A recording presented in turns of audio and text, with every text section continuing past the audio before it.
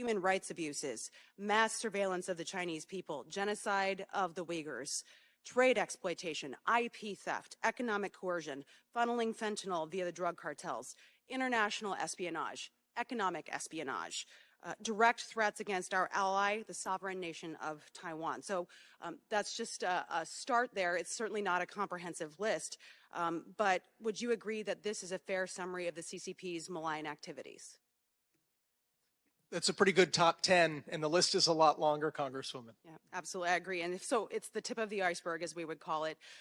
Would you say that another issue that I think is very important to all of the people who pay us to be here, the taxpayers, that their hard-earned paychecks should certainly not be funneled to funding these activities or the CCP or the PLA, any of those organizations? That's right. There is already a basis for halting the investment of American retirees' money and any American investment from going into Chinese military-affiliated companies. It's just not being enforced by the Treasury Department.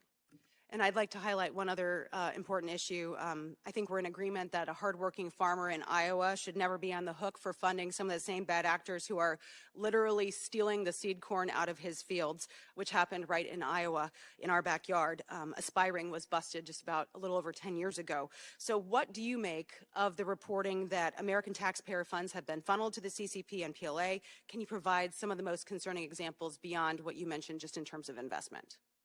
Well, the amount of money is vast, and that is because the Chinese Communist Party, like I was talking about at the beginning, they're magicians. They created incentives through coercive measures for Wall Street index funds to add more and more Chinese companies to their indices. And a lot of investors, a lot of big fund managers in the United States don't actually look at the Chinese companies they're investing in or the companies at all that they're investing in. They just follow those big indices, like the MSCI index. Well, according to reporting, the MSCI had been resisting adding more of these Chinese companies, including ones that are affiliated with the military, to their list. And the Chinese Communist Party said, if you don't add more of our companies, we will withhold data from you and withhold licenses for you to operate. And lo and behold, suddenly the number of Chinese companies that appeared on these indices tripled, quadrupled, quintupled, and more money passively flowed from American pensioners and endowment funds at universities into these Chinese companies, which are opaque, and many of them are servicing the Chinese military.